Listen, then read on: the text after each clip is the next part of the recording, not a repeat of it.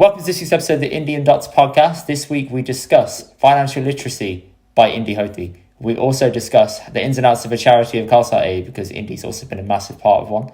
And we also get into depth of travelling stories, why it's good to also go travelling and broaden your horizons, how to do it even if you're from a difficult background that's not from a massive amount of riches. And finally, why it can be dangerous to mix two Indies in one podcast and it gets confusing as fuck to listen to. If you want to learn and find out more, listen to the rest of this podcast. Cheers.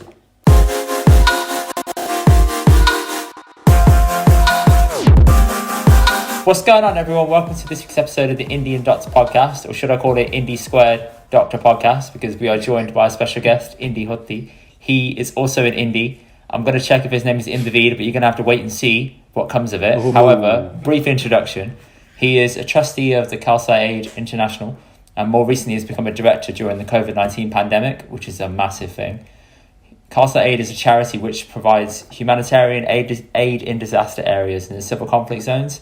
Indy has also worked on the front line on a number of projects, including Iraq, DR Congo, Lebanon, Nepal, and Haiti. He's also a chartered accountant and the deputy president of the Institute of Chartered Accountants of Scotland. That's such a mouthful. And he is also the founder of the Upside Project, his own management consultancy firm. And to round it out, he's also an avid traveller and has spent extended periods of time across the world, namely in the African continent, South America and Southeast Asia, where he spent time competing in Thai boxing at a semi-pro level. So, Indy, how you doing? Hey, buddy, how you guys doing? What a lovely intro, and so nice to be with another Indy as well. As long as you spell Indy with a Y. Yeah, please spell it with a Y, please. Thank you. Indy with an I just makes no sense, does it? It doesn't. You know what? I don't mind it. So all the Indies that are listening that spell with an I or an IE, you're okay. I love you, but IE, you know, IE. That would always that's like a film. That's a film category, man. Like indie film. Is it film or is it music genre? Yeah. Or music as well.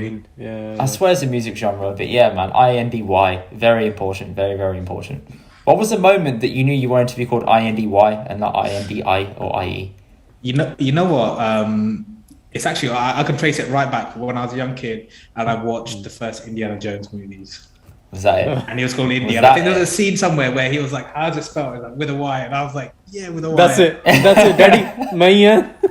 yeah. That's where a lot of my life inspiration probably come from, in terms of things that I do. No, I don't even have a set memory. I think mine was just like, I just liked the Y. It was just clean. It wasn't like a separate like continuation of it. Like, you know, some people just spell INDE.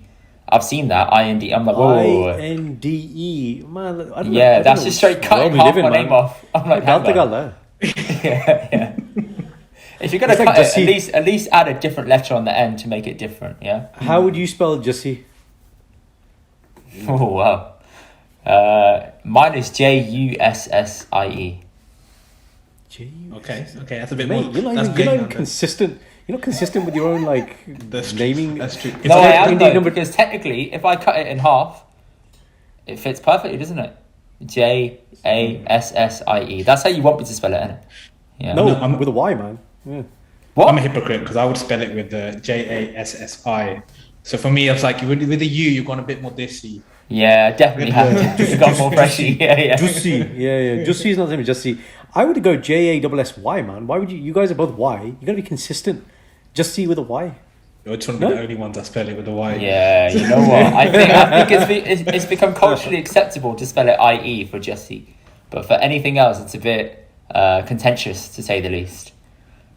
I would definitely agree. Anyway, Indy, can you tell us more about the Khalsa Aid projects you've worked on? Because that's massive, man, and it's a really big thing, and I want to know a lot more about it. So tell me how you got into the role of being a person who's involved in the COVID-19 project and being a director as well.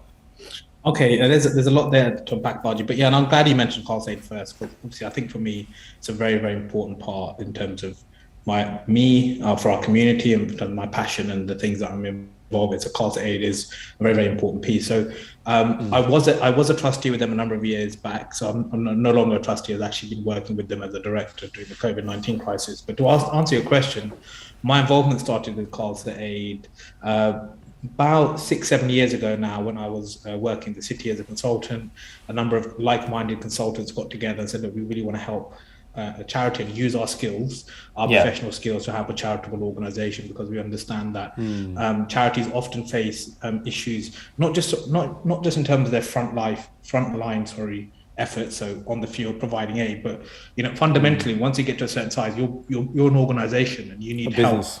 Your Yeah. business, you're an organization, you need help understanding your processes, system structures, and as a group of consultants, we got together to support the charity. I ended up volunteering there and just carrying on my volunteering activities, going out to the field, and was asked to get involved as a trustee, just to help in terms of their governance and financial matters, when I was as a chartered accountant, but just broadly provide my expertise. But even going Yeah. before that, my involvement with Khalsa Aid, well, I say I'm familiar with Khalsa Aid, being having been born and brought up in Slough. And Khalsa Aid started in 1999, 300th year, the Khalsa Fund. And I remember acutely, I was about 10, 11 years old at that time. And that's when they had their first project to provide clothing in Kosovo. And they put around the Gurdwara, they had all these trucks there. I remember, like, on a Sunday, Wow. people bringing clothes and kapre, Huh.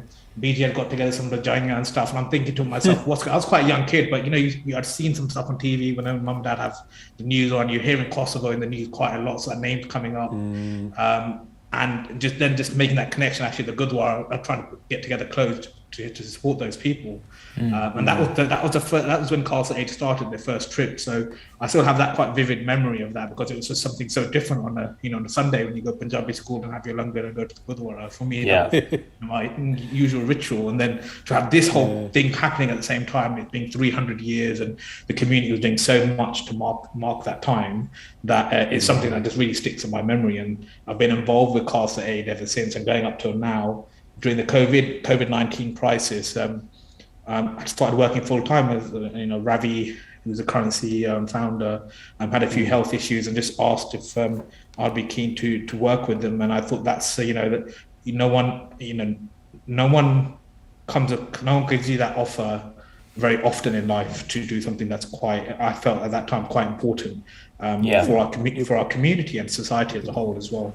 You're called to serve. Especially during a time where it's a humanitarian issue, like how you said, the main purpose of Khalsa Aid is to help people go through humanitarian crisis. With an outbreak like that, Like it's there are it's very good there are timing. all crises that Khalsa Aid has been involved in, but Of like on course. this scale, like a pandemic is. Yeah, People are saying now with the world wars that were kind of before us, and we'll tell our kids, we were there during COVID, and maybe something on this scale never happens again. But if it does, myself included, I'd like to feel that we played a part, we did something, and we were there, and we can tell the stories. Your Seva Baji, was it based in India mainly, or was it here, or where was it you were serving? No. So the server was actually here in the UK, in Slough. Actually, a lot of my work wasn't necessarily on the front line.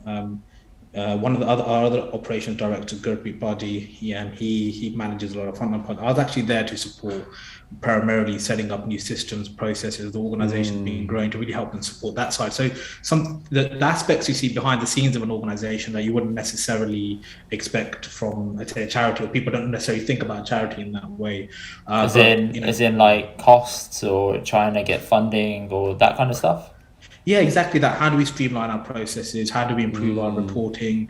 There's a piece on the UN Sustainable Development Goals. How are we aligning our work to that? With that. How do we improve our reporting and transparency for Sangat, right? Because sometimes the big criticism in the charity sector is, how do we show our Sangat, the work that we're doing, the impact that we're making? Yeah. How do we report that? How do we think about our strategy? As growing as an organization, what do we want to be doing, and what do we want to be focusing on as part of the humanitarian aid efforts? But once you start to get to that size and scale, you're thinking about these sometimes quite important questions for an organization that needs time to do that. And obviously, but you don't get me wrong, during the year 18 months I was with them, we've had the COVID-19 pandemic. You had the oxygen crisis in India. You had the farmers' protest as well. So it was a whirlwind of a year in many respects. So you're getting involved in lots of things. So the charity, where one of the challenges in the sector is always understaffed and under resourced. So we rely heavily on volunteers, and they're the backbone of the organization. But you find the people also working there on a day to day, generally taking on multiple roles. and Yeah. and trying to do as much as they can. Sounds like the NHS, man. You have to just jump in and do everything. I think it's like that in sort of any service sector of helping people, isn't it? Like you can't just be one dimensional. You got to just jump in and just get involved in as many aspects as you can. Absolutely, man. The number of printers I fixed. I have degree. Literally, like people come to me. We had a new system that's been launched probably a month ago across 4 hospitals. Right, the same day. 2 systems across 4 sites, same day. Absolute chaos. So I work in the front line. Okay, and I'm tech savvy, right? I'm into No, you're all not. these things. No, you're not. You're not tech savvy. No, Okay, no. Listen. You're talking relative to you. I'm talking relative to other people that work there. Relative to what? A 60-year-old old man? Okay. 60-year-old man you're talking about? Not the patients. GPs? Other- Doctors?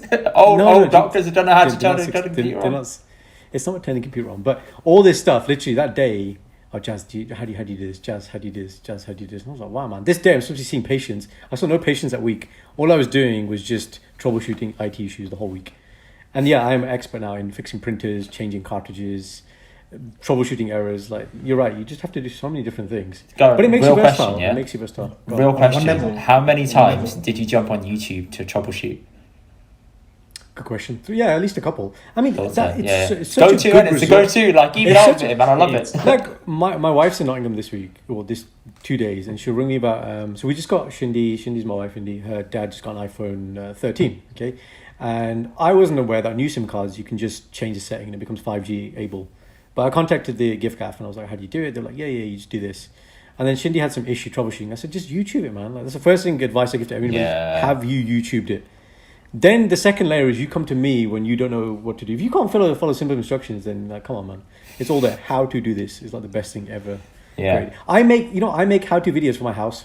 There's a folder in my Google Drive to remind myself Fucking how hell. to change filter, how to do this in the fridge, how to do this. So I'm not going to My remember. I have to God, source that in my Karen. brain. Buddy, You're you kind of know guy. what? Yeah. Yeah. See? I've got a page. I've got this. I use this software that like a little internet page. Where's a stopcock? Where's this photo of it? So everyone knows. Photo. Yeah. Exactly. Oh, man. I You should guys are not. I thinking one remove step myself ahead. from the system. The system should run autonomously without me. I am just there for a. You really can't do it. Fine. Otherwise, everything should be accessible and it's there in the drive. Everybody can access it. Do you remember those encyclopedias you used to get, like Britannica? Like first of all, Yeah. books and then there were CDs. Yeah, YouTube's just is video Changed version, the game, of it, man. right? So Pretty change much, the game. yeah. When it comes to Khalsa Aid, there's obviously like a bit of a negative connotation associated with charities being inefficient with their money.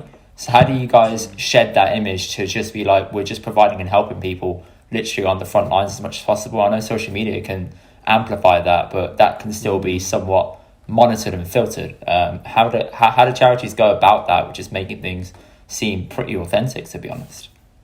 That's it's a very broad question, a very important question, and like you said, it's a broader issue in the sector.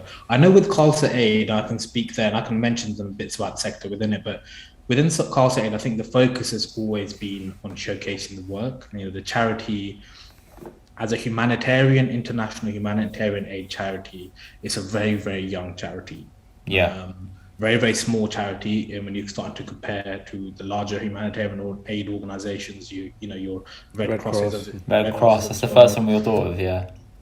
If you even look at slightly smaller, so you look at within the Islamic community, Islamic Relief, for example, Khalsa Aid is much, much smaller in financially and in terms of the team of people and resources. But I think what really makes Khalsa Aid stand out is really around the human element and the compassion element. And Buddy, you mentioned this earlier, it's all around working with people, right? And how do you deliver aid with compassion, but then how do you also engage with the communities that you're serving? Because one of the broader issues within the sector is this sort of savior complex. We know better, this is what you're going to get, this is the support you're going to get. And I can rattle off so many stories where Khalsa Aid has really had to get involved and address that. But getting back to your point, so by focusing on the people and just really showcasing the work, so you mentioned social media there, that's just basically highlighting the work. This is going to be on the ground, this is what we're doing. And it just shows for a lot of people, seeing that is enough, because that shows the impact. We're saying, well, we said we're going to respond to this disaster within 24 hours or within X period of time. We're here. This is what we're doing, and we're keeping people updated on that journey. So that's one way. Another way to really provide transparency, and this is the key piece, is around how do you provide transparency to show that you are being efficient, or you're working towards being more efficient, right? Because it's not going to happen over. It's never going to have 100% efficiency either. Like, there's always going to be costs associated with it. Like, that's just reality. Yeah, so that's where reporting comes in. And so, for example, one aspect I'll always tell people to look into is, if you're looking to support a charity, look at their annual accounts. Yeah. Look at the work they're doing. Look at their governance. Who's on their board. What are they working on at the moment in terms of organisation? What's the impact in terms of pounds spent versus donations received potentially, or what's the impact to the communities they serve? All those metrics have got their pros and cons. But looking at that, so for example, with Khalsa Aid, one of the areas a focus for myself was around transforming some of their finance activities and reporting. So if you look at Khalsa Aid's most recent annual report, it's got a bit more detail. We're trying to improve the level of transparency in terms of providing more KPIs in terms of key performance indicators. In terms of what are we doing to the, how much aid have we provided? What's the impact to the community? How many people are we kind of touching through our work around the world? And providing a bit more detail in terms of the work that we're actually doing on the ground. So there's a bit more transparency there. And in terms of internal operations, what work are we doing and what's the journey look like? So all of a sudden, you're engaging with the community in a much better way. And that's more at a governance level. And I think our community and the public in general needs to look into that in terms of charities to really get under. So looking at the data. Okay. And I guess the question I would have there is, so when for that example, this report, you produce more KPIs. If we look at, say, 3-4 charities, is this what you're producing? Is it standard across? Could I compare A charity versus B charity?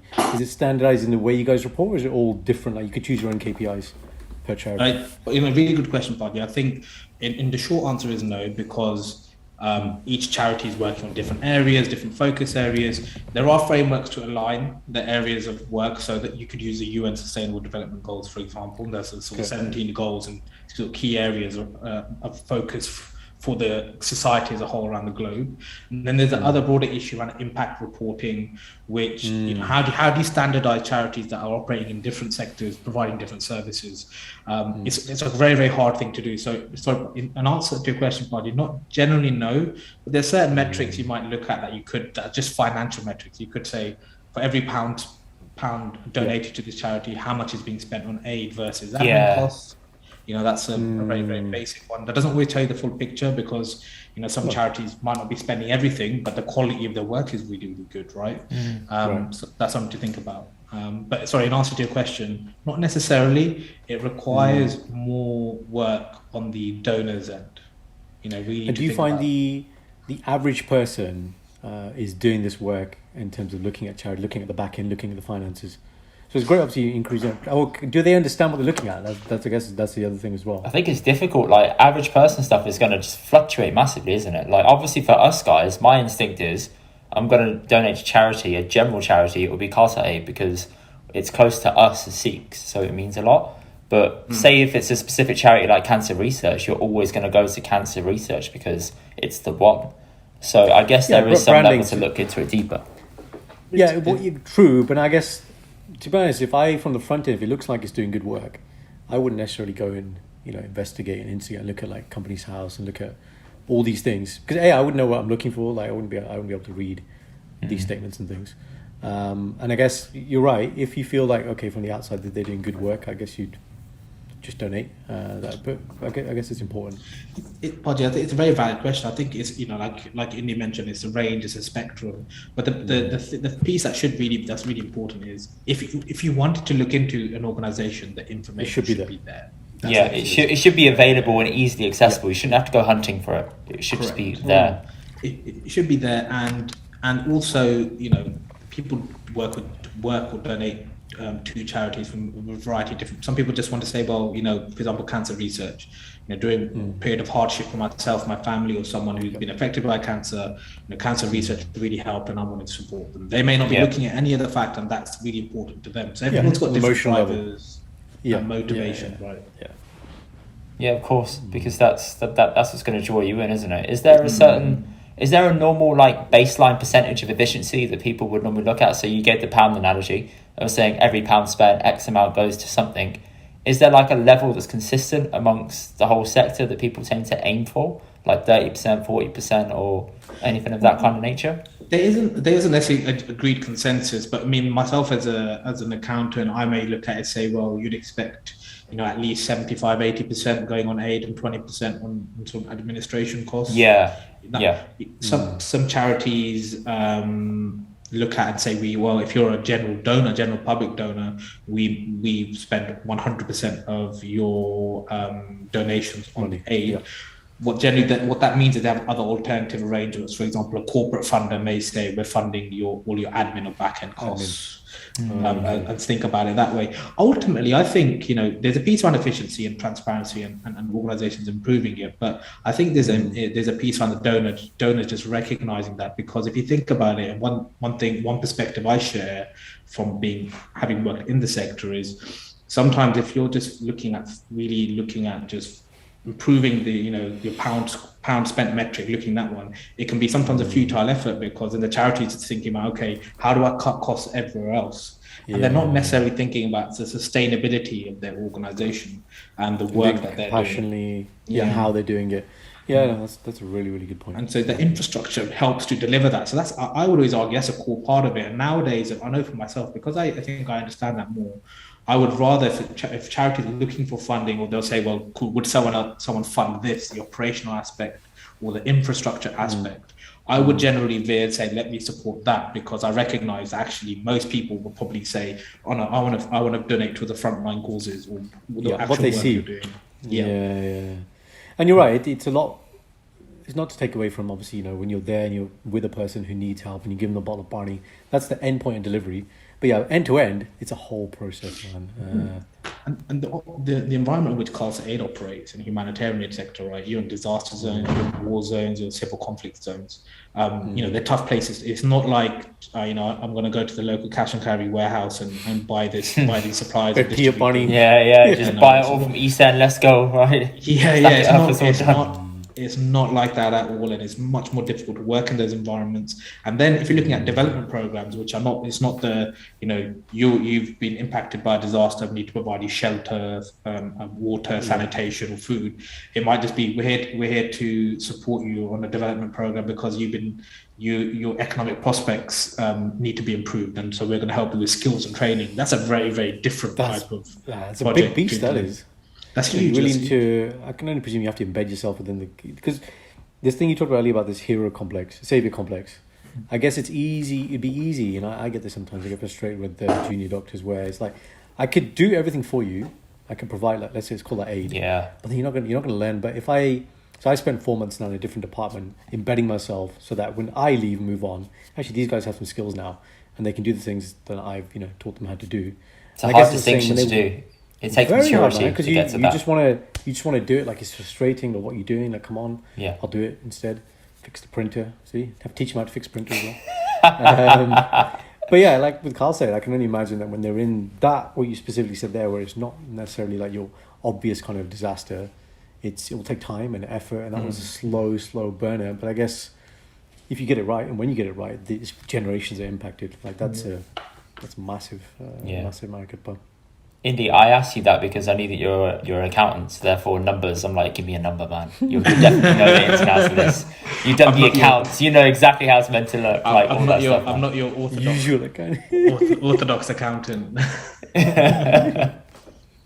When you said you worked on the front line in Iraq, DR Congo, etc., what were those projects for exactly? Is it to do with like sort of a refugee crisis or whatever? Yeah, sure. So in Iraq, it's one of the projects that Khalsa Aid has been supporting for a number of years now. One of the long-running projects is to support the Yazidi community that were persecuted by ISIS, and to support the border refugee community. So, going right back to the Arab Spring, Syrian war, and then the height of ISIS occupation, where Yazidi communities specifically were taken as sex slaves and men were killed. Wow. To support those support people who escaped from that, to provide them food, shelter, sanitation, and now also providing long-term, mental health support to these women, and then supporting that community, right? It really opened my eyes because specifically talking about the Yazidi community, I hadn't recognized. I never come across that community before until I started working with Khalsa Aid. And, you make some simple assumptions that, well, in the Middle East, it's predominantly either Muslim or Christian, those from the sort of faith, Abrahamic background or foundation in terms of their faith. And then realizing that there's other indigenous communities, and Yazidi community being one of them. They've got their own set of beliefs, their own sort of customs, and then recognizing the support to provide to them. So Khalsa Aid has been supporting a large number of women there with sort of monthly rations, food rations, and also sort of psychotherapy support as well, because they've gone through some very, very traumatic experiences. And it's beautiful because you also see the connection with the community. Because a lot of the men were killed. We're providing monthly food rations, and even it goes back to the compassion piece, just to even the piece of saying, usually every month, this was pre-pandemic, every month some volunteers or coordinators would go out. We've got a coordinator in Iraq, Susan. She's been doing some fantastic work for years now, and she's our on the ground coordinator. But every month we had people coming over there, and they would say, look, we feel like we gained a family, we've gained a community, especially from a sort of South Asian perspective. They're like, we feel really comfortable that sometimes there's men coming here providing the food to us, and they're here to come check in on us, make sure everything's okay, because there's that sort of cultural piece of men being protectors in that community. That's similar. You see similar in the South Asian demographic, right? But they have that feeling of that someone's here, the world hasn't forgotten us, because that community felt that quite a lot. And huge kudos to Ravi. If you watch an ITV interview back in 2015, the height of ISIS occupation, most of the major aid organizations, had left Iraq because it was deemed as too dangerous to operate in. There was a general ransom of a reward of about $10,000 for an international person's head, right? Wow. That was the going rate for a kidnapping of a foreigner in Iraq. And even during that time, Ravi and the team, they're constantly making sure people are out there and saying, well, regardless of that, we don't run away from danger, because if anything, that shows us those people need our help now more than ever, especially when other aid agencies are backing away. And for me, there's a huge pride piece around the community, right? And that belief, that way of life that comes from Sikhi as well, of not having that fear and actually supporting the people who really need it. And so for me, part of that is also the great work they do from a humanitarian point of view, but also is the charity Sikh Inspired, right?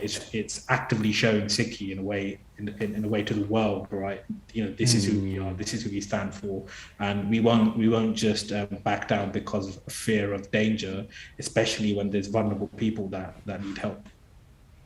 Yeah, I mean, on the refugee crisis stuff in general, I'm sure everyone here has seen what happened in the last couple of weeks with the reactions to those refugees that drowned in the Channel, and just the reaction of the media saying, yeah, well, we should have stricter borders and stuff like that on top, or how immigration is trying to be even harsher on them. And it's quite sickening to sort of sit there and think that they're just treating them as refugees and not normal people. And there's this clear other mentality where it's just those guys and not us. And I think this must resonate with you, Indy, quite a lot because of everything that's happened when you went over to Iraq and you saw where a lot of these issues stem from, and why they've been uprooted from their homes, and how they're just trying to find just safer lands to go and live in. No, you're right. And I mean, it's even closer to home for me. Back in 2016, I was in Serbia, Croatia, and Greece at the height of the refugee crisis. And, Khalsa Aid was there on the shores of Greece when the boats were coming in. And there's some images I can even share with you, just really showing you that they were there at the front line. People were coming in, and some of the aid coordinators there at the time, were doing some really tough work, right? Because believe it or not, a lot of the patrols to save these people that were coming into the shore were run by aid organizations. There weren't any formal organizations. They weren't keen necessarily to help these individuals, right? And what we're seeing now in the UK it's been politicized hugely, right? You're dehumanizing these people. You're not referring to them as people. You're othering them, like you said, referring to them as refugees. And one thing I learned when I was there, right, and people have a lot of these assumptions, and we as humans make Yeah, of assumptions course. of what a refugee needs to look like before we can Yeah. help them, and say, Yeah, well, yeah. they're wearing a Nike t-shirt. Why are you? They've got a smartphone. Why are we going to help them? Yeah, When they're I not got memorable. there, and when you get there, you realize you're right. You know, you meet so many people from all walks of life, especially at the height of the refugee crisis, and in some of these European countries. And especially as when they were coming to the shores of Greece, you meet these people. You're like, well, this person was a journalist. This person was a teacher. This They're person not just was people from this like could be shanty me. towns or any of that shit. Like no, they're no, no, general no. professionals and stuff as There well. were Yeah. there were people from all walks of life there, and they made the decision. And that's when it hit me. You're like, as a human being, you made the decision that, you know, my life here, or my situation, current circumstances right here in this area that I'm in is hugely dangerous to my life and to my family's life. And I'm making the decision to get on to take this mode of transport by sea or this boat that is also very, very dangerous. But I've weighed this up as a logical human that what I'm leaving behind is far more dangerous, right? You can imagine that tough decision someone had to make for themselves, and even when it's for their children, when you're making a potentially life-threatening journey to get away from danger. Of course. And we as society I sometimes feel we're losing our compassion. And, you know, when these topics are politicized in the mainstream media, we lose our connection with the people. And what they're going through. Yeah. But that's the purpose of it. The opinion. purpose of it is to make you just think like there's no physical connection or emotional connection to be had. They're This is they're the trying to break narrative. that. Follow the narrative. That's all it is. And people who Yeah. lack the ability to form their own opinion. The other thing is we can't. I feel this with patients a lot of time. The ability to genuinely sympathize, right? Like, you know, somebody has a medical problem that I haven't been through. I can show a degree of sympathy, but, you know, to say like, oh, I know what you're going through, that's not genuine either. And you're right. When it really hit you there, Indy, when you were just like, my God, those jobs you're describing, it's not too far to say that could be us. That's when it really hits you. And that's when I see people my age in hospital, that's when it really hits me. It's like I see people who've had COVID and needed ITU, who are Sikh, you know, and I like kind of, you know, early 30s. I'm like, wow, that's, you never think, man, until it's really, really close to home, and you're like, okay, that could be me. So yeah, it's a scary thought. That's a very, very scary thought. Yeah, it genuinely could be you. And there's that saying, right? You know, your boat's out at sea, but, you know, you see someone else going through stormy weather. It doesn't mean necessarily that you're not going to go through that either, right? And there's you know, it's that piece on empathy that's so important. It's just being able to understand someone else's perspective. You know, very, very hard when you have thick layers of politics all over it, and that kind of, you know, one-dimensional messaging on it. Yeah, especially with that, just having that political side of things, it makes it more difficult to connect, as I've said. But it's extremely complicated because, as you said, it could happen to anybody, and I think the scariest bit is people don't realize it could happen to them, and you could be uprooted from where you are, and you have to go somewhere else, and you would hope for the same compassion to be extended to you. Exactly. But you've never extended it to others. So it's like, how can you expect something from other people when you've never extended that to them yourself? It's a bit of a weird mentality thing that people have. I never managed to get my head around that.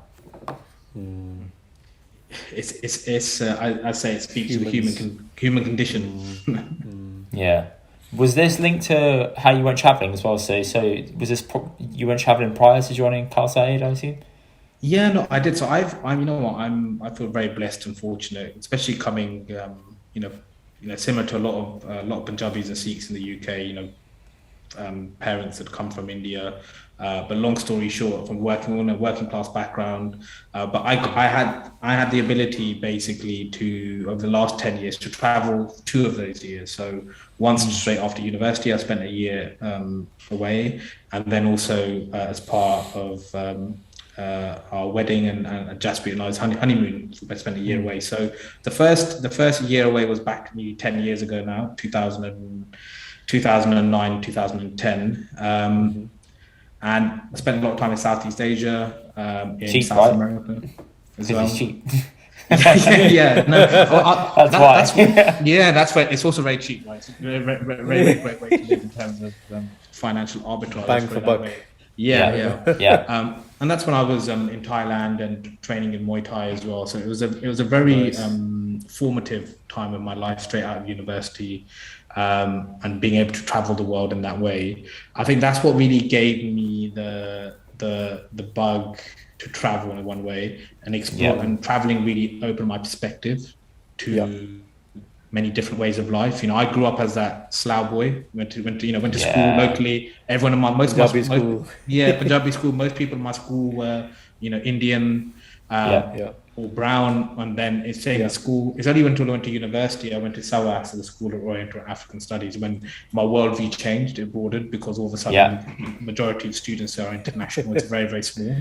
And, you know, I was living next door to someone from Korea, South Korea, and, you know, learning all about their cuisine, and someone next to me, Japan, from China, you know, different parts of Africa. And you start to just, you know, take all this in, different ways of living, different mindsets, different food. And then traveling is actually, you know, being in that environment. That on steroids. Yeah. That changed my worldview massively for the better, I think. And that's part of, I guess, the drive to work with Khalsa Aid as well. I think, you know, there's a personal piece of just seeing parts of the world that are unseen, and that kind of explorer archetype, you know, going back to even my name and Indiana Jones, and whether that's a personal piece or not. But I think there's a piece around traveling the world, and it's benefited me hugely. I take great value in that as well, from the lessons and experiences that I've gone through, in terms of being able to see and experience different cultures and different parts of the world. Yeah, I mean, I had a similar feeling where as soon as I got to Southeast Asia, and you meet all these people from all walks of life, and you're like, oh man, like the world that I thought existed is not a thing. Tiny. Everything is so different. It's so small. You meet barely any British people. You meet Australians, people from New Zealand, people from across Europe, people from America. You're like, whoa, why are you here? And a lot of them say because it's cheap, but they also said because they just wanted to take time out from work and go and embark on a bit of a journey on their own, which is, I think it should be a compulsory thing that everyone does after uni or school, because it broadens your horizons. Make it mandatory, man. When I have kids, I was thinking about this the other day, and I was like, the whole gap year thing, though, hang on. The gap year thing, it's a very posh thing, where like people think, oh, you're rich, you can go on a gap year. But people are like, I'm broke, I can't afford no fucking gap year. I got to go and work now. I got to help contribute to bills at home now. So maybe it should be like some kind of, I don't know, government focused shit or something, or just like some kind of sponsorship where if you finish uni, you should go and have that as an incentive afterwards. I was thinking pre-uni gap year, but yeah, you could do it post-uni. I'm thinking like when I did my A-levels, it was all about, again, brown Punjabi kid, you're going to be a doctor, bang, bang, bang, bang, bang. Right. And now I look at life, and, you know, I speak to a lot, coach a lot of doctors now, and it's like, well, why are you in such a rush, man, to get to, like, say, becoming a consultant? You're going to be there for 30, 40 years. You're going to be bored out of your head. Go and have some experience, man. You want to go to Australia, New Zealand, practice in medicine? Do it. And then when you come back to the UK, your skill set is, like, different level. And that's the experience I know we're going to come on to this topic later in today about financial literacy. When I got exposed to entrepreneurship, somebody, like, my family's all academic. I'm a doctor. All I do is spend my time reading medical books. When I go into this, like personal development, this, I was like, wow. There's a whole new world, whole new Sangat. Yeah. I get to hang around with all these different cool people now. But what it's meant for my practice is that it's just, you know, fixing the printer, man. It comes back to that. Me, it's how can I fix the printer? Everyone else just wants to moan about the printer doesn't work. That's a simple thing. That's a good analogy. Go on, I should put down a t-shirt for you, mate. There we go. There you go, man. It's simple. I mean, it's a simple coaching question, but it's just not I can't do it. It's how can I do it? And the simple reframe in your mind allows you to approach so many things in life and just start thinking, you know, it's just about problem solving.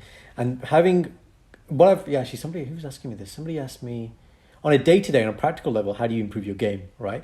I said, you know, focus on having more meaningful, interesting conversations. That's been the last 5 years for me. Upping my game is getting in the room and being with minds who broaden my perspective. You've obviously done that, Indy, from traveling. And I share your sentiment there. I think it's absolutely awesome to understand the way people live and what they value, and how that then gets me to reflect on what I value and why I value. And questioning that introspection has led me then to really sharpen and understand who I am, what's important to me and why, and just leave all this other shit on the side, man. All the stuff we just kind of grow up in, this bubble we grew up in. You know what? I completely agree. To me, that speaks, you know, hugely around Sangat, right? You're the product of the Sangat that you keep and around. And, you know, going back to the point Indy you mentioned, and probably hence why I was caveating it so much in terms of saying the family background, because I recognize, you know, that's a very, going on a gap year, traveling, it's a very middle class thing. It's a very, you know, very privileged position to be in. So I don't necessarily think, traveling is the be all and end all, or the only way to improve your perspective, but it is one of different mediums. But I do think that there's huge value, especially in the South Asian community, if you can financially do it. I mean, I just saved up for my part-time jobs at university, and that funded, my traveling. But, is there a piece of how can you take a gap here? What can you do? Is it volunteering? Is it doing something completely different from what you've always been told to do, especially for our community where you place so much emphasis on education? I feel like a lot of people then don't necessarily know who they are, or what the value of themselves is, or their identity is outside of their job. Yeah, a lot of it is just like narrow focus. But I am my job. Narrow off, and you come off and you see everything else. I've come into this world to do this one thing. And then when we ask, it's inevitable that people have what we call midlife crisis. It's because they wake up one day, chaos, Jordan Peterson talks about this, chaos will come in your life so much, destroy the framework by which you live your life. Then you'll understand that it doesn't serve you anymore, but it takes that level of chaos for you to understand. But the other side to that is if we could create this heightened awareness from a younger age that broadens people and just makes more well-rounded human beings that can contribute and help in the world and live and, just prosper, wouldn't that be an amazing thing? But yes, we are that generation where it's like, our families came here, they're like, we want the best for you, be safety and security. And if you think about Maslow's hierarchy, that basic human needs stuff, like we're lucky, we've got a lot of that. So we don't think about it. So we keep going up the triangle, and now we're at the point where we're like, well, how do we self-actualize, right? So what am I really here to do? You have to be very lucky, man. Like I was thinking about this the other day. When I go to work, when I go to the gym, there's this homeless lady who's always there. And we're at a time now where most people don't carry cash. So I always think, if she comes, I look at my good deal, I'm like, I have nothing to give this lady. So sometimes I have like food items I'll give her. And one time I just put the windows, I was like, tell me what you need. What is it that you actually need? And then she said to me, she's like, actually, I could use some trainers. Okay, I was like, what size trainers do you need? And I was like, this is what we can do. This is what we need to do. And this is the way to do it. I forgot. What were we talking about? Sorry, I lost my Did you give her trainers? I did give her trainers, yeah. But I lost my train of thought. I don't know why I mentioned that story. Value, hierarchy of needs, Maslow. You went off on some. Sorry, that's it. Sorry. Yes. So that's it. Thank you, Indy. If I tried to have a conversation with this lady and like, you need to live your best life, your best authentic life, and like the stuff I do with like when I coach people, it's not relevant, man. Like this lady needs basic things. Until you address these things, that's the privilege we have. All that stuff's done, man. This generation of instant gratification, like we have all this stuff, abundance of food, abundance of this, and it's like then we're still like so ducky. That's what I find so interesting about our time. We have so much, we have more than we've ever had, and we're still so empty and ducky. Why? Because of identity. We don't know who we are, what we value, and why we value it, and we don't put in the work to do that introspection, to understand. And traveling, somebody told me once, it was a great line. It was something like, when you travel, because nobody knows you, you don't pretend to be something for anybody else. You can be who you are. You are your authentic self, and it's liberating. That in itself is a great reason just to travel, man, and get around other people, because then you just are who you are. Huh? Mm-hmm. With our families, with our communities, with our job, we have these facades. I'm this Karan for this person, this Karan for this person. It's like, no, you should be this one Karan, unified across all walks of life. Buddy, it speaks to it's the immigrant experience, right? So we're not the only community that's had the challenge where, like you said, you focus on work, you focus on academic excellence, and that causes certain issues, right? But I think it's easy sometimes to also the analogy that I want to give, just to give some sort of different perspective, is I know we as our generation will always talk about the critical things of our parents' generation, but I do think if I use the analogy of building a house for an immigrant community, generally the first generation, they've got to come in, they've got to build the foundations, right? And that's some difficult work. That's some backbreaking work. That requires a certain level of grit, resilience, and that experience. You wear that in terms of the way you think, the way you talk. So when they come to them, their children, they don't necessarily realize, well, the foundation's been laid. We now need bricklayers, or we now need someone to build a roof. And those skills are different.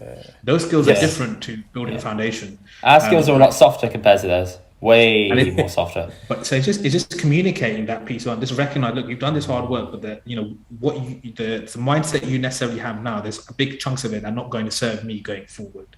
And that's very hard for our community, because we look to our parents, our loved ones. and we internalize some of these behaviors in our community. So then we've got to look outside our community and say, well, what's the other thinking on this? What's the mindset of other communities and how they think? And so if anyone listening, the only advice that I could give outside of traveling, I think something I'm just giving unsolicited advice here, guys. Go ahead. You can ask me, but I'm going to do it anyway. That's what we're here for. But one thing I think is really practical, hugely beneficial. I wish someone said it to me sooner, especially in my career, because I've only you started doing this in the last decade, and that was actually having what I call a personal board, right? So we all go to people in our lives for some solace, some advice, some guidance, mentors. And when I start to have a mentoring relationship with different people, I realize the value of it. And now what I always do, I say I have a personal board, right? So every company has a board of directors. It's part of their governance, and those directors there, the CEO and the senior leadership, report to that board. The board is there to give guidance, advice, the way forward, to really impart that wisdom. So then I think to myself, if every organization has this, every individual should have their own personal board, right? Of people that they look to, but making sure they're diverse with different perspectives. So it might be someone from your family, there may be someone from your friends network, there might be someone from work, there might be from someone from a passion or another interest area, and to try and cultivate some of these individuals and to have sort of regular dialogue with them, as you mentioned earlier, in terms of that meaningful introspective conversation. A mastermind. Yeah, like a bit of a mastermind, and I have that regularly. So, for example, I've got individuals. There's someone who's in his middle class white guy, late 70s, lives in some rural part of Scotland, who is one of my mentors. Now, on paper, you would think, how does this person and this relate to you? Punjabi guy in West London, how are they friends? How are they connected?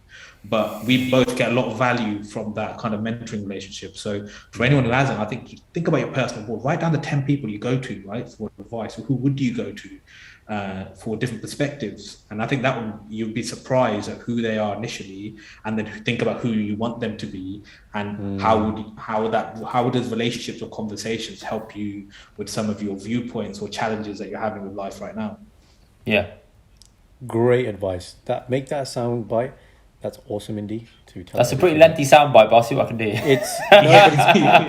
It's absolutely awesome, man. Trying to get... who is it? Again, I'll reference Jordan Peterson, but he was like, we think we're good at thinking. We are absolutely terrible at thinking. We think we're good, right? We have no awareness, and the whole, the extension of what you're saying is having a group collective to essentially soundboard off, to get clarity of understanding what you're thinking. Is it just, or is it right? And have you thought about this, and this is invaluable. And we have a lot of these things, I feel like, when we're younger by default. I always say, we talk about mentors and coaching. Your teachers are there, man, and there's accountability that's built in. And then you get to a certain point in life and you're an adult and you're supposed to be able to do it yourself. And then you just kind of lose all these things because they're not a given. You have to go and actively seek out, people to coach and mentor you. But yeah. I like what you said there about a 70-year-old person from Scotland. I mean, the wisdom of somebody of that age, right? And this is something I used to, you have this conversation with your parents, like, you don't know what I've gone through. And it's like, man, they've seen all these things, right? And the difference between knowledge and wisdom, right? Knowing something but actually doing it, embodying it, and reflecting on it, big difference, big difference. Seeking the wisdom of others is just completely invaluable. Yeah. What was the craziest thing you saw traveling, Indy, over that time period? Give me one story. The craziest thing. Story. I'll tell you the craziest thing I did. One of the craziest things I did, which I look back on it now. If my kids ever did this, or anyone I know, I'd be like telling them off. But if you've seen that Top Gear episode where back when Jeremy Clarkson was host, when they went to Vietnam and they drove across Vietnam on motorbikes, basically, on scooters. Me and my mates, we saw that and decided we'd do that. You thought it's a great idea, isn't it? Yeah, it went a great idea. We drove. We flew to Vietnam. I think we were up in Hanoi up in the north, and we thought we'll drive down to basically Saigon. That's a lengthy journey, and those roads ain't safe. They're not safe. And then we basically got there, bought some motorbikes. I should add that I actually don't have a motorbike license here in the UK. You don't need to. All they do is, you know what I did? All they do is they say, right, here's a bike, drive up and down. Yeah. Can you stop? Can you go? Okay, off you go. Pass. That's it. And I've heard people break their legs and shit like on a bike, and no one cares. They just So I mean, I could do a twist and go scooter when I was in Thailand. Lived there, you drive around. Again, it was like that. They're like, you twist it, you go forward, and you press the brake, and it stops. And they're like, you figure the rest out as you go along. It was okay. This time around, I bought actual motorbike, a manual motorbike with a clutch and everything. And Jazz, but you'll appreciate this. I YouTubed it, how to change the gear. Yes. So when I bought the bike, I said to the guy, I just double checked. I was like, "Where's the clutch?" And just he showed me, and he was kind of like, "You just bought this motorbike, do you not know?" I was like, "It's like in betweeners, I was like, "I clocked it, mate. I watched the video. I could do this, no problem." My dad. So basically, a couple of us who drove across Vietnam. Crazy thing to do. Amazing experience. Things like. There was this drink you have with a snake heart in it along the way. All kinds of silliness. But at one point, I think I nearly had an accident because the roads are unsafe. It goes they're mad. Tarmac road to this broken dirt road like that. And one point at night, that happened. I nearly came off my bike, and I was doing flip flops and shorts as well. So obviously, no safety. You're not supposed to wear flip-flops on a motorbike. You're supposed to wear normal shoes in case you come off. And like leather and stuff. I wasn't going too fast, maybe 30, 40 kilometers an hour, probably about 40 kilometers an hour. And then the bike started wobbling. I knew I was about to come off. I just jumped up in the air to let go of the bike and just landed running. And the bike just skid in front of me. And then... landed running. It was... in flip-flops. In flip-flops, and stopped. And my heart was... pounding. I turned around and everyone else behind me had stopped and were looking at me like, is someone filming this? Or how are you alive? I was just Tom Cruise. thinking to myself, how have I just, someone's looking up at me, someone's looking out for me. I felt so blessed, but that was a very dangerous. Did you wear shoes afterwards? I did. Very good. I'm glad you learned something from that experience. Yeah. But I've got many. There's many stories that I've got. I just don't know where to begin. That was one. Yeah, it's going to be in the book. That sounds from normal. my travels. Yeah, I'd have been worried if you hadn't gone on a motorbike. I didn't, because I was like, nah, I can't risk dying. But I think our travel guy, he kept on putting the fear in us, saying like, yeah, this happened to that person, this happened to that person. I'm like, you're not selling this to me, buddy. I don't want to get on one now. Yeah. It's you know what, it's common. When I was in Thailand, I was there longer, I got to see a lot of the accidents. Most of the accidents happen because either people are getting really confident in the driving, or number two, overconfident, or generally an animal comes on the road and they're not used to, in the UK, we're used to lights, traffic lights, everything order. Most developing countries, it's a bit more chaos, right? So you have to just have your general awareness has to be heightened to a much greater level. And you're not necessarily programmed to think about, oh, I've seen a chicken run across the road, or a pig, or a wild dog or something. And generally that happens. And a lot of them don't move, FYI. Like, you think they'd run off. No, they just stay there. They're like, yo, I run this shit. That's it. Like, I'm in the road now. What do you think you're doing? Classic Mexican standoff. They know, they've been through this. They're like, this is not Yeah. They're like, you're new here, mate. Right? Yeah, you don't know the score. Yeah, no one understands that properly. Where was your favorite place when you weren't traveling? My favorite place. My favorite country is Japan. So I can never give a sit-down answer. So my favorite country is Japan, purely because the culture, the food, their identity. They're one of the only nations in that part of the world that haven't been colonized. Obviously, historically, they were the colonizer. Yeah. So that means as a developed economy, developed country, they've developed without much external influence through colonization, right? So they've got their own way of doing things, their own ways of living, different perspectives, ways of life, which is amazing. Like one amazing fact about the Japanese population and community, and especially in Tokyo, for example, when I realized there's no trash cans in public, hardly ever. You don't need it. Because people see as their waste is their own responsibility, and they take personal responsibility for their waste. So they take, and that's one beautiful example of that culture. Yeah. I think, if only everyone adopted this kind of mindset. But that value across the mass. That's people that became a massive story at the World Cup. I think it was where their team played and their fans cleaned up the stadium before they left. because that's what they do, and everyone was like, "Oh my god, why would you do that?" And I'm like, "Because that's their culture. That's what they do at home." Why wouldn't you do that? That should be the question, man. No, it's true. Why wouldn't you do that? But then normally it's like one person thinks it, not the whole half of that country's team support does it, right? That's different levels. And it's just that pride they take of themselves, and then I love arcade subculture, anime, Pokemon, all that kind of stuff. Yes. So for me, the geeky side of me, it feeds Dragon Ball into Z. that. Yeah.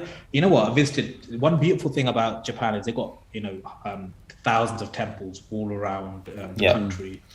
And if anyone ever goes, you can get this ticket to this bullet train that goes all around the country. So you get one ticket that allows you for a certain period of time just to travel around the country. So really easy to get around.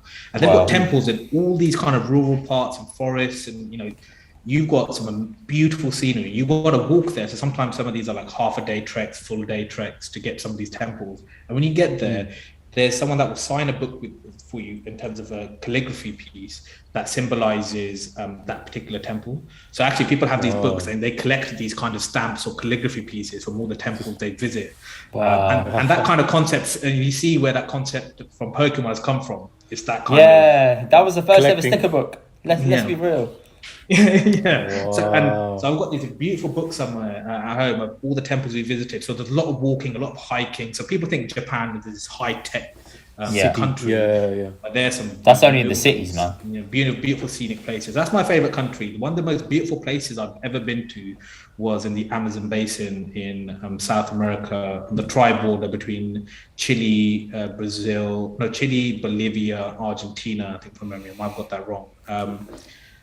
But it took a few days to get to this place. We back then 10 years ago, it's a Lonely Planet guide, but it was like, you go to this village and there's potentially tours by local people in the Amazon basin, but we have no further information on this. It's a rural village. So when me and my friend got there, we had to take a boat with cattle. So there were cows on there. We had these little hammocks there. We took 2 days by boat to get to this village. They'd never seen brown people. So when we got there, the kids were just running behind us like, who are these two aliens? Where they've come from? And then we took us 2-3 days to get by a small little canoe boat. So me and my friend there, all our food supplies, Barney, our food that we're going to take with us in this little canoe boat, going through into the Amazon basin, basically.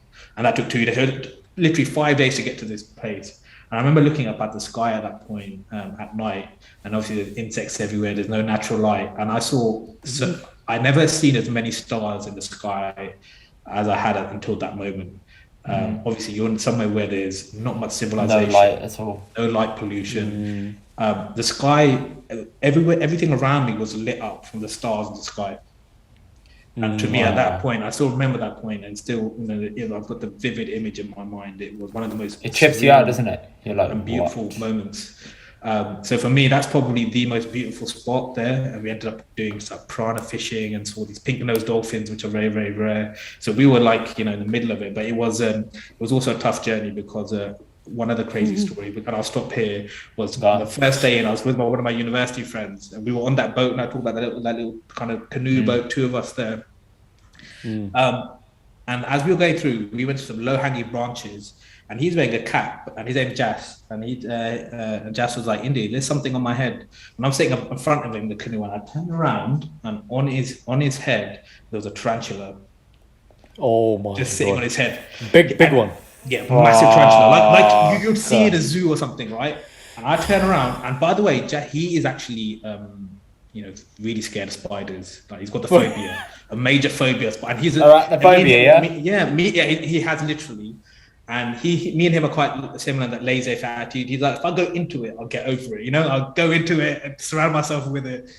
And I saw his face, and obviously, I think he realized when he saw my face that there's something. What was the something there? Yeah. And then as soon as he saw my face, I didn't have to say anything. He was like, "Oh my god!" and went like that, and obviously threw his hat off. And then this tarantula is in our canoe, and there's not much space. It's like you're on that. It's tiny. It's really tight together. You're like, you're there, and it's like, and it's running past me on the side, and even I'm freaking out because I'm like, this is huge, and I got my oar, and then I kind of flicked it out, and again. Someone's looking over me. But first flick went straight out. Despite that, tarantula went straight out into the water. And another thing that I learned that day was when we flicked out, I thought I might drown or something. It just walked along the water. It walked along the river back onto the bank. What the fuck? No way. You found Michael some Jackson aliens tarantulas spider. out there, man. Yeah, man, that was that That's some was alien that grade was shit. day one on the canoe, and I think If that's that the bit scene. you guys, you'd be fucked because you're in the middle of a river. That's it. It's done. Middle of nowhere. Yeah, we were thinking that like at night there was someone with the because there were I think there were pumas there. So there was someone with like a machine gun at night outside where we were sleeping at night as we were going along. Because obviously, you had Trying to scare away the animals.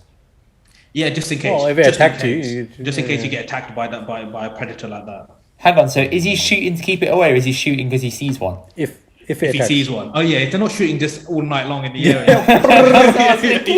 Imagine that Rambo. night sleep, you're sitting there thinking like, if it's not gunshots, I ain't sleeping tonight, boys, because he's dead, right? But it's one of those things where when you go to sleep and knowing that outside, you recognize it. You don't sleep, man. You take watch. That's what you do. Tu soya, I'll stay awake. Yeah. You stay awake, I will sleep. It's liberating because when you get home and you're like, my biggest problem is there's this tiny little thing in the corner, this little spider thing. Now when you go back to base like that, you're like, look, this can't even. It's not going to hurt me. So at least it's liberating that way. That's true. Oh man, when you went to Japan, was the language barrier difficult or was it okay to work with? In the main cities, not too challenging because I think people are quite accommodating.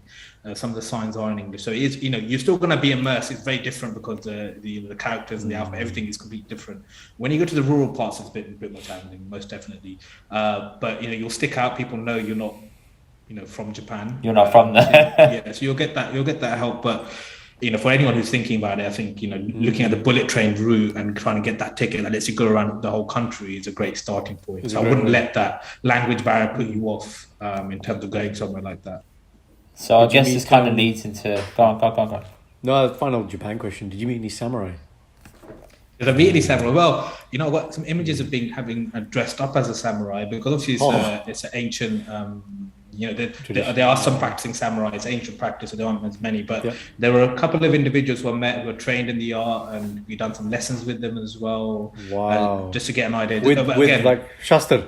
No, not with Shastra. That's like how you got to start with. Karan, they give you kendo sticks, man. First, they ain't giving you no Shastra straight away. Are you mad? Listen, you must have done Gatka as a kid. I'm gonna go there. As a kid, they give you these little sortiyan. They don't give you the real thing. But you know what? Everything asked me that question. It's a thing. Have you brought back any Shastra? Of course they did. No, because listen, we all watched Last Samurai. We all watched Kill Bill. We go there and we're like, what do they call it in Japanese? Katana. Katana is the word, isn't it? For sword. You're like, I need the big Shastra, I need the shorty Shastra. I mean, you probably they're like, Sate kol karpan hegi, ye choti Shastra hegi, ya badi Shastra hegi. Yeah, I mean, it's just samurai are cool, man. It's I'm looking forward to that. We're supposed to go next year for Mama's 50th birthday. I think Japan's actually closed at the moment for all people coming in, but should it open, I will speak to you before when we're in the planning phase. Definitely, buddy. Definitely. Yeah. Good choice. So all this kind of brings me on to the next point, which is financial literacy. Because in order to go and do those things, you need financial literacy. Money! You need some money. Yeah, you need some money, man. So Indy, why did you find out that financial literacy was important to you? Was it because of your background growing up and you kind of just had to figure it out, or were you just trying to think bigger compared to just a normal 9 to 5?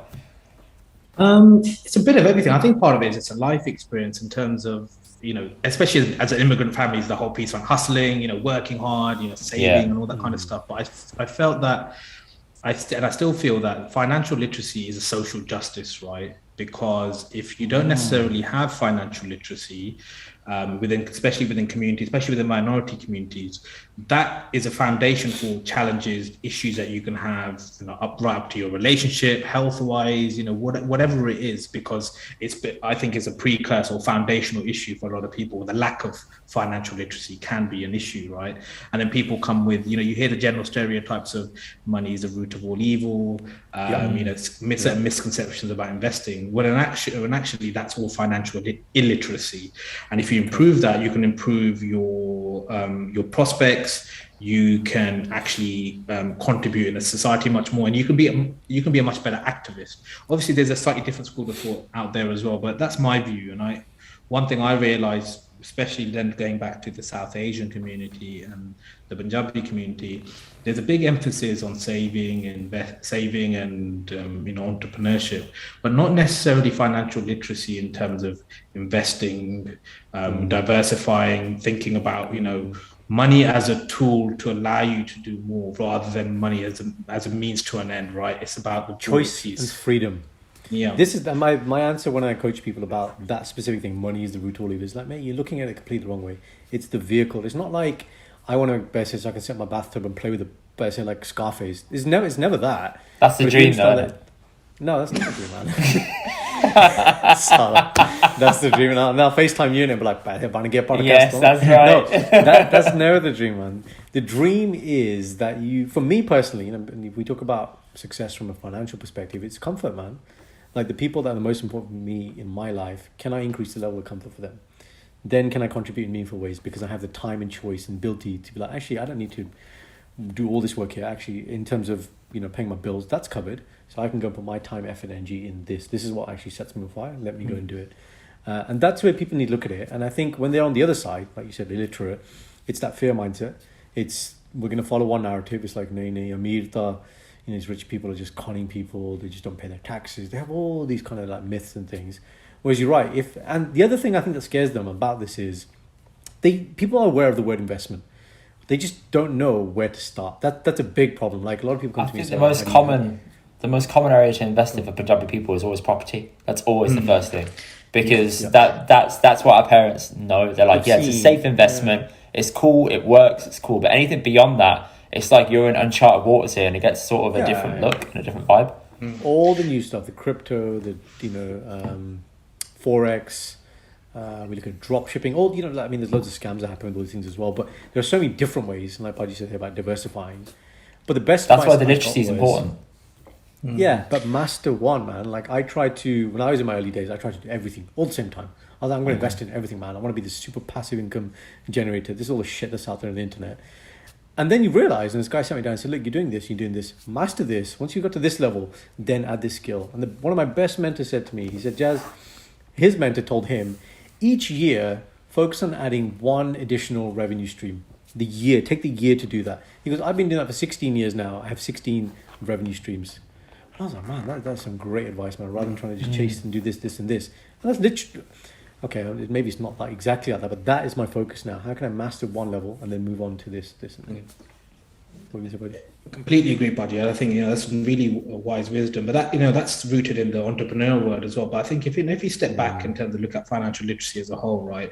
Firstly, the definition of what is money, right? So I've got a very unique perspective, but people say is it as a means of transaction, store of wealth, all kinds of definitions.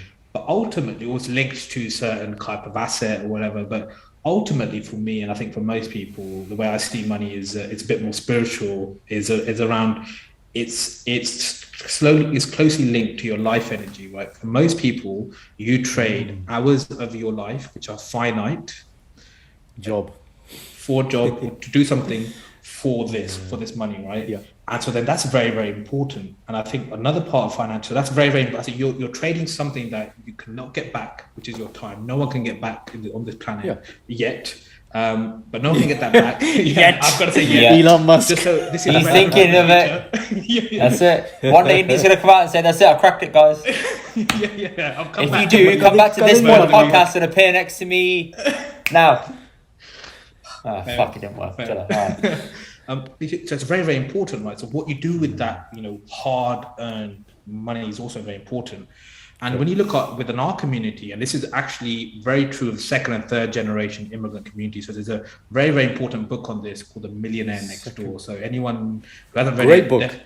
Definitely read it. Data-driven book. Amazing book. It's a data-driven book looking at second and third generation immigrant communities in America, right? And how actually the first generation builds a lot of wealth through that hard work. And through their mindset, alongside the next generation, a lot of that wealth for most of these families is lost.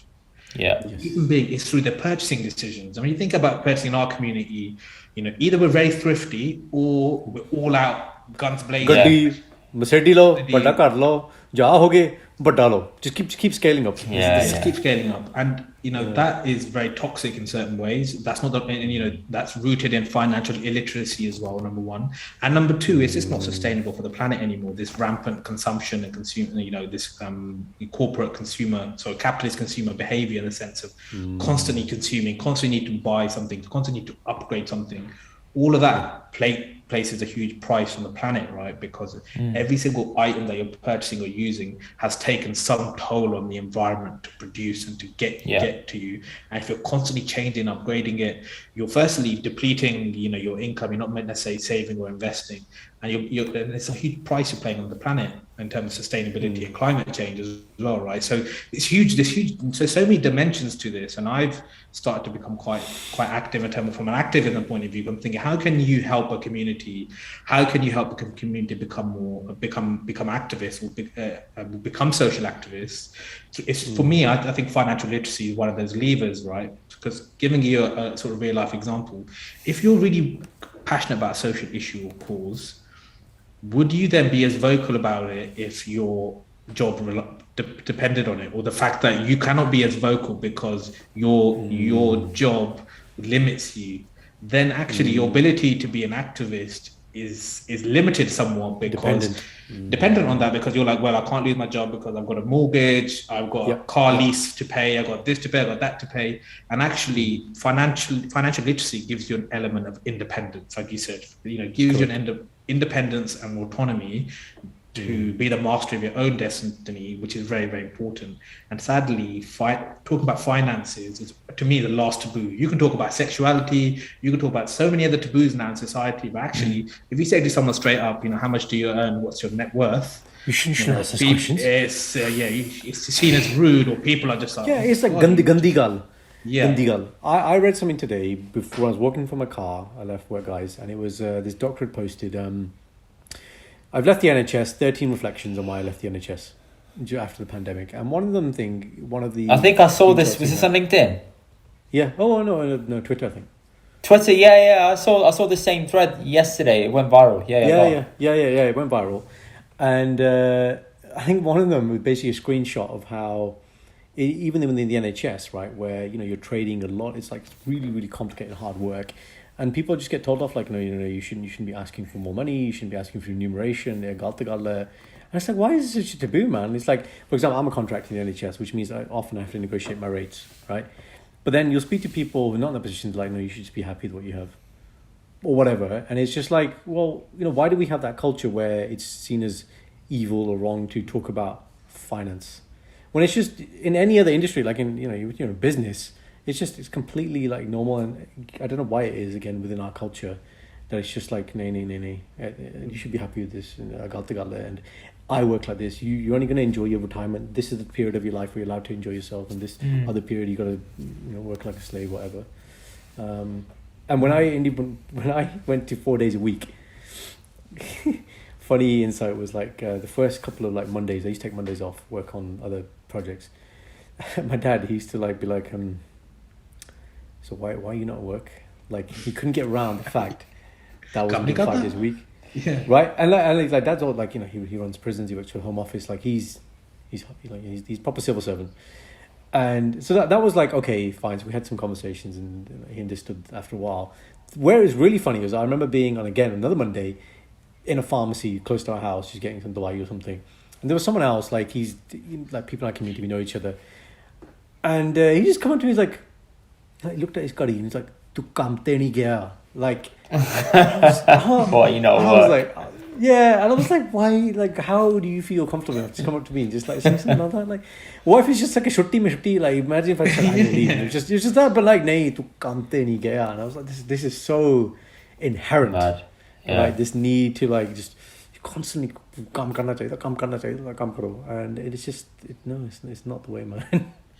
And this is the thing, all these things are interlinked, right, buddy? Like that, it comes down to financial literacy and allowing freedom and the mindset, moving away from different mindsets around how can you add value to the world rather than just thinking I've got to clock in and out like I'm making widgets in a factory. It's not like that. So that's, in getting back to your question, that's one of the reasons why I've started to, and I've always seen myself as an activist, and I spend time working in different areas, whether humanitarian or around gender issues or around social inequality. But I think this one for me is starting to become a bigger focus. It's starting to recognize it. I don't know about you guys. Obviously, we're all, going through life, in my mid-30s, and starting to recognize some of these areas around financial literacy. And it's not just an immigrant community problem; it's a broader society problem.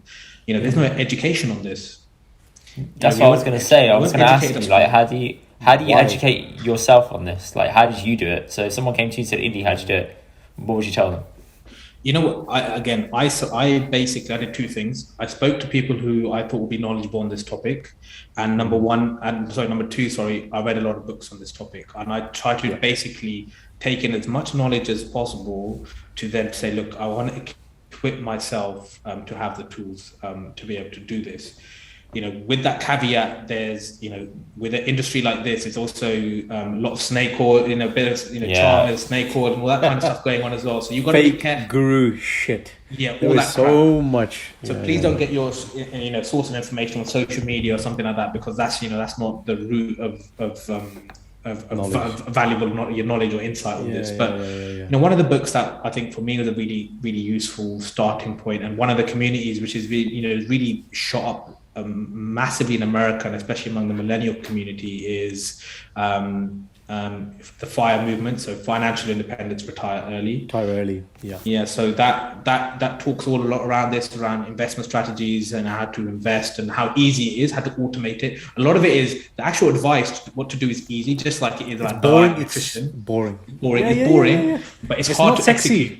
It's not sexy, but it's hard to execute. Easy to say. Hard to execute because of human behavior. So look at that community. But one useful book on this that kind of gives you a bit of an education on this is called Your Money or Your Life by Vicki Robbins. So again, it's within that FIRE community. I'm not saying that's not Your Life. Your Money or Your Life by Vicki Robbins.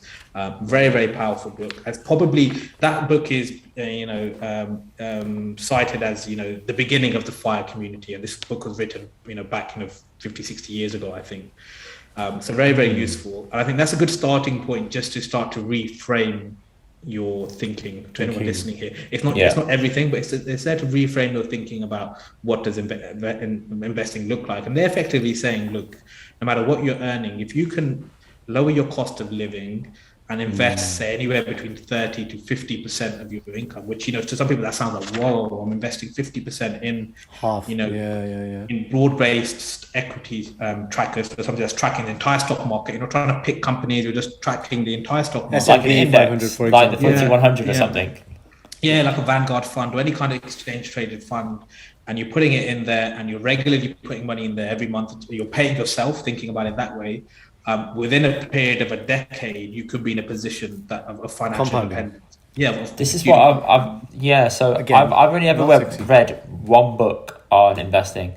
That was Tony Robbins' Unshakable. Yeah, this is after I came back traveling. I was like, yo, let's just see what this Tony Robbins guy's about. And the one thing he wrote in that book that I took away was he said, look at the FTSE 100, look at the top indexes. He said, look at when they started, look at where they are now.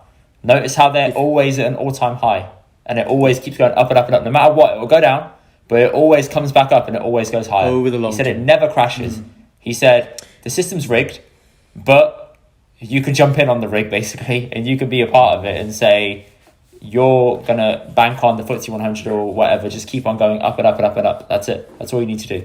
He said don't do anything else but that. Keep investing into indexes. It's not sexy. Right, and people want these sexy solutions, and it's not quick. It's a very long-term strategy. Yeah. It's delayed gratification. It's compounding. Warren Buffett talks about the eighth wonder of the world.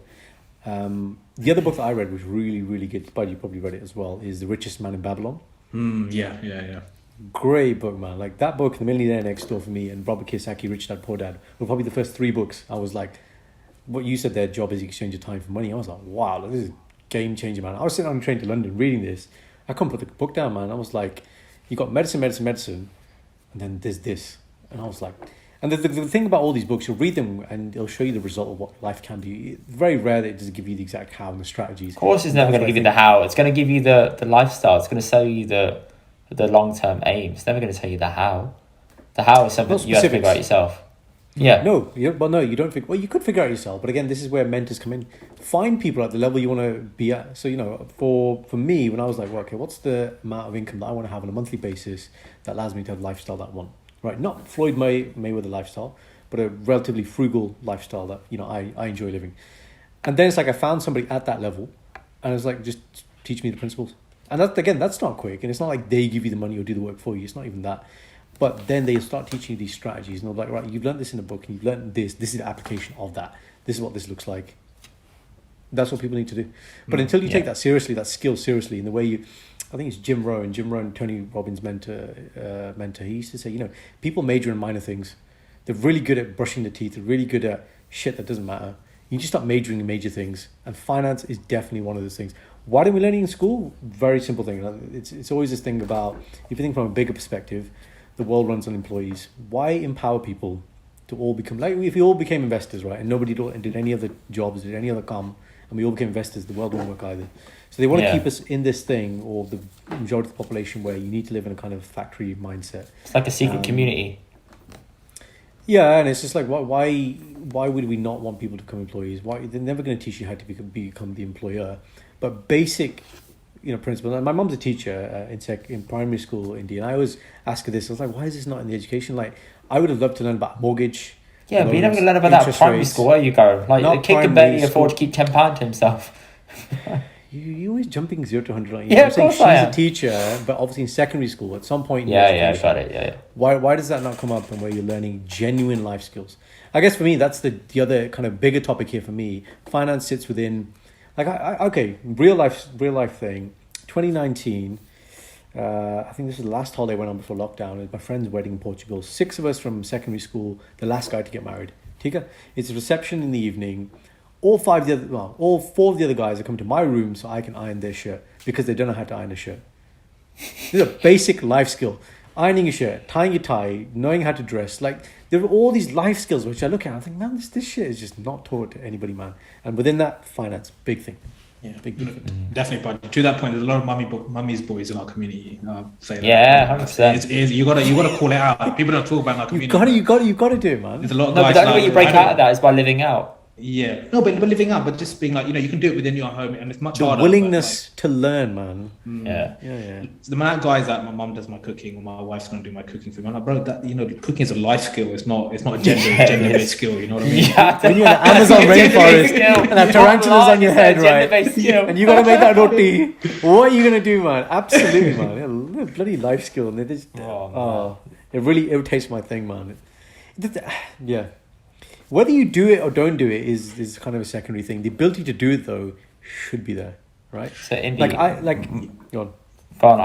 My most important question now is, how many days a week do you cook, and how many days a week does your wife cook? That's a range. You're a very leading question. We need the transparency on this. I need the transparency right now. I can't give you the accountant's response, but I'll give you the politician's response, which is skirting around the issue. No, I think it's interesting enough. Jaspreet does the majority of the day-to-day cooking in our house.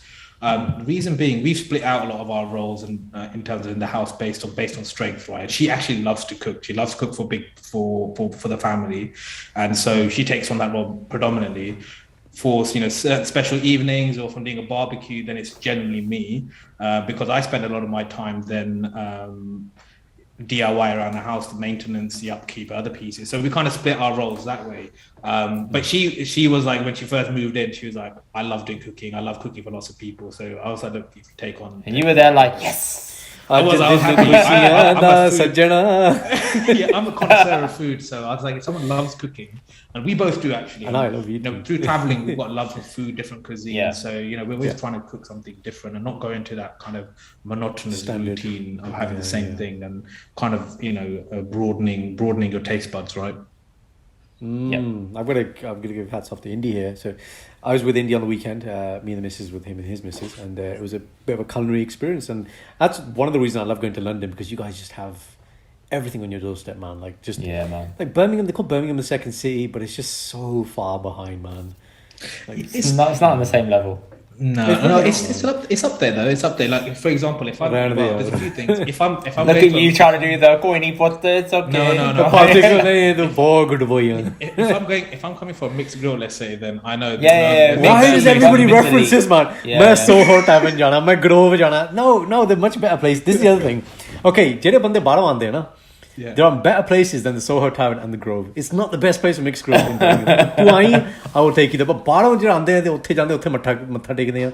It's not the best place, man. My first introduction was the Sportsman. I'm not sure that's not Birmingham. Yeah, the Sportsman. Sportsman, yeah. right? Okay, Sportsman is OG, man. That is original gangster shit. Yeah, That's a long Sportsman's time like the ago. old school. But the next time I want Lock-ins to and contact everything. you. Contact me. Next time come No, up, listen, we're putting a date in the diary. We're getting together. Okay. I've felt this recently. You know, the guests recently, man. I've had such an urge. Just who did we have last week? It was Garman, wasn't it? Garman, I don't know if you listened yeah. to. Yeah, Garman's a solicitor. He's also based in London, isn't he? He's not a solicitor. He just works in a law firm. He's not a solicitor. Oh, we did that Desi thing. Like, oh, Yeah, cool. No, I'm not doing that, man. I can't do that. He's gonna have people saying like, "Can you represent me in court?" He's like, "Whoa, right? No, what about that? I don't do that." Okay. But yeah. So definitely we're getting together, man. And in London, is it mixed grill not a thing? Like I always hear about Midlands. Everyone talks about Midlands. Do you guys not have that there? No, it is there. You see it in West London and in start to see in East London. In the but it's not as communities, you'll popular. find it. It's not as popular, and it's really interesting actually. 'Cause I remember doing some work in this when I was working in the city around the pub industry, Yeah. hospitality. Pubs in general across the UK are in decline. However, there's one subsector within that industry that's on the increase. It's Desi pubs. It's literally the category. Desi pubs. We're keeping the Desi pubs. hospitality segment going. That's the name of the category. And I'm reading this Yeah. business report. I'm like, wow, okay.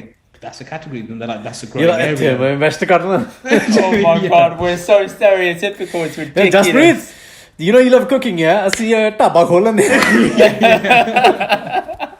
There you go, business Lord, venture, man. financial literacy. See, put it all together in one. Done. Yeah. But Love it, man. in all seriousness, going back to financial, I think it just gives you options, right? And I just wanted to Yeah. I wanted to just That's anyone the word. listening here, just because everyone's got different. You mentioned financial literacy, finances, money, and everyone's mind's going to go off in many different places because it's based on their experience. But all I would say is Yeah. keep a very open mind and educate yourself more because it will give you so many options if you educate yourself and take action on it for yourself, for your children, and for your children, and just for your broader understanding of society, right? Because mental sustainability point, the way we invest, the way we live and consume and operate our lives for our generation and for our kids' generation is going to have to fundamentally change for the survival of our species, let's be honest, right, in many ways. So financial literacy plays a key point there because you start understanding how the world works, and it's very, very important to have that foundational understanding. Learning Yeah. how to play the game. That's really important. That's analogous with work as well. You want to go, you want to do better at work. Like I sit down with my consultants now, people higher up, and there's like, Jazz, this is how you play the game at the high level, man. Like you play this low level TK, you can stay there as long as you want, but if you want to play here, you need to understand how it works. And then once you're in that, then you'll learn, man. Like when I bought my first property, didn't know what I was doing, man. We had a builder. The builder said he's gonna do damp proofing, and then the Barney came back, and I was like, oh my god, hunki goya. Now you forward on, like, I don't know, it's been 5-6 years now. We had a boiler breakdown last week. My letting agent, a good friend of mine, rings me, Jazz, this is the issue, boiler's been ordered, this day's going to go in. Like, do you need me to do anything? No. I was like, Tika, send me the invoice. Done. But it takes time. Like, people ask me, building that infrastructure process that runs autonomously takes time, but you have to start somewhere, man. And so with all these things, you just have to start investing. Just do it. You just have to do it. You got to invest in yourself. If you're not going to take the energy and time to invest in yourself, then who is, right? And that's one piece around, for a lot of people our age, when you can become an adult, you're like, okay, the school system, the educational system is not there now. There's no parents keeping us. You're there keeping yourself. You're an adult. You get let go in the world, nah. And if you don't build in accountability, and the easiest analogy I give people about this is having a PT. Why does having a PT work? Because you pay the man and you turn up, or lady, right? And then when you're there, you've outsourced your motivation. You don't need to be motivated. He will push you. You don't skip sets. And what that means for you is you get results. And then it becomes a lifestyle. The habit then is enforced. We need to build an accountability, all these things. And mentors are the way forward. That's what I tell all people. The 3 things you need for success in life are great wisdom, great habits, great mentors. Have those 3, there's not much you can't achieve. It's not very, very wise words, buddy. And then one piece that you mentioned earlier, and India, I think you mentioned this as well, is delayed gratification, right? And it's a broader issue of society, but I think, you know, it's within financial literacy, it's in about health, it's in so many areas of life. So the most valuable things in life come to you. You've got to work for it, put time and effort into it, and you've got to understand the importance of delayed gratification.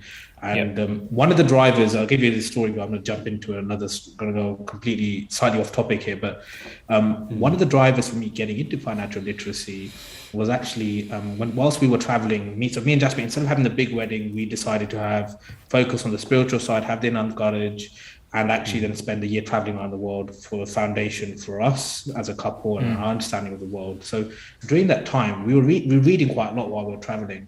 And one of the most interesting pieces that sparked this piece on me really want to invest in myself and my financial literacy and knowledge was this one fact, which was in one of the largest studies in the world, or the longest longitudinal study, and it's a medical study, so you probably might correct me. I think it's undertaken by Harvard in the States.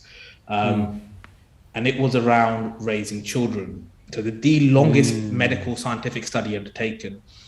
And there were two very, very simple, very, very clear findings, amongst many others, but two very simple ones around what positively contributes to a child's development, right? And there was just two very, very simple things. Number one was actual quality time with their family or their family network, right? Actual quality time with them. And number two, responsibilities and chores at home. So chores, but through a sense of collective communal responsibility for the home. So going back to number one, I thought to myself, that's really important, really, really poignant, right? Quality time with your parents. But if you look at current day in society, but mostly parents are always working, working long hours. You don't necessarily see your children. I know at the industry I was working in, I know one guy hadn't seen his children, would see his kids once a week as young kids, because he'd be up early, so before they wake up, and he'd be back late by the time they're in bed. So he's like, I see them on weekends or Friday nights. I leave early on Fridays to have bath time. I'm thinking to myself, in the whole week, you leave one day a week to see your kids' bath time. And I thought to myself, why is that? Because we're all in a certain rat race, or in a financial trap, you want to call it, or you've got responsibility, you've got bills to pay. And I'm thinking to myself, well, there's got to be some level of education here for myself. If I want to, be a better parent, we want to be better parents, we want to spend more time with our children, we recognize that's the most important part of a child's development. How do you do that? So for us, that was one of the catalysts. That was one of the catalysts of financial literacy, because I was like, okay, if I've learned anything from this study, the longest study in the world, is, that's an important piece. It's not about you want to spend as much time with your kids as possible. Correct. So in order to do that, you've got to have other avenues to give you flexibility. It's not about private school. It's not about all these other things. It's about just physically being there. Quality, of course. No, and I think it's hard to. And I think I told you about this one of our very early podcasts. So, Indy, during the initial lockdown, we had that thing about one form of exercise, right? And you saw this whole wave of people becoming walkers. And you probably had it in London as well. Everybody's walking all the time. So me and my mum started doing a lot of walking. We did it anyway, but there was more like a collective thing. Like you'd see people walking, and they'd be like, I saw you yesterday, I'm going to see you tomorrow as well. And one of the days I was walking with Mum, Indy, and I said, when I was young, and you essentially invested us into certain things, like for example handwriting lessons or learning how to do public speaking, at the time you had no idea what the ROI, if we make an investment thing, of these things will be. Like the measurement of this is 30, 40 years down the line. Like how well-rounded is this person going to be, and the ability for him to be in society. And I was like, you didn't know, but you still did it. And then at that day, I was just there was so much gratitude and appreciation from me. I was like, Mom, you've been such a great parent. Your dad have been such great parents, even in the knowledge of not knowing if this is going to be a good investment. And so like you said thing then, I think back to what was it? It was quality time. It was genuine quality time. And in a life where if you don't have that, because you don't have the financial means, or you have other dependent things you have to do, then how do you do that?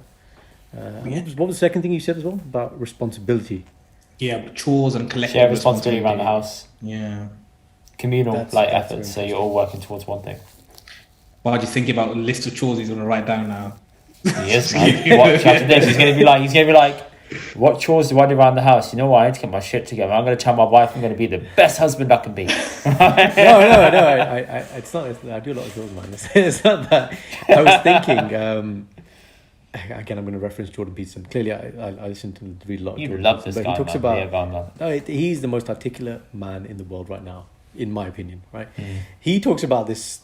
A lot of problem that we see in people now. And I see it definitely in healthcare when people come to the hospital and they don't understand. Like I had a guy who we arranged for him to have an MRI scan of his back tomorrow, right? And he's angry.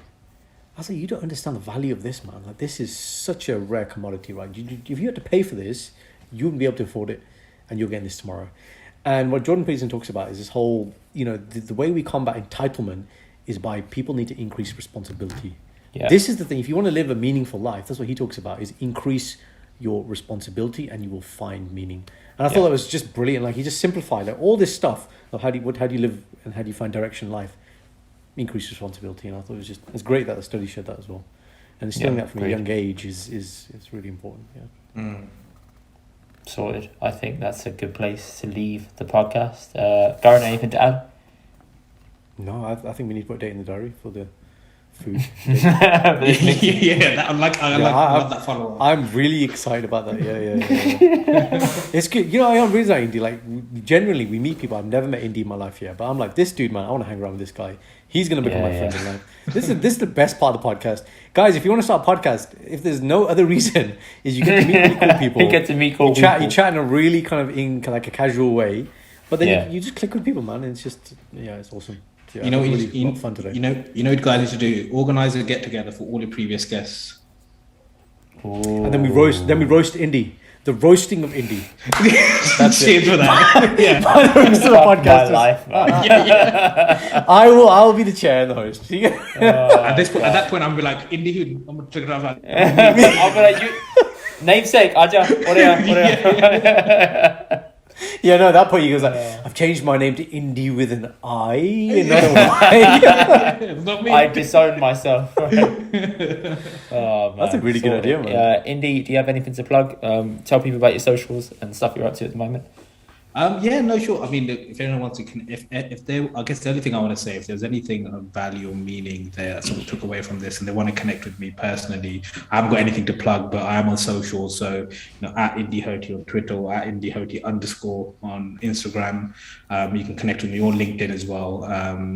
Inbox is always open. Feel free to reach out if there's any questions or anything that you feel I may be able to help with.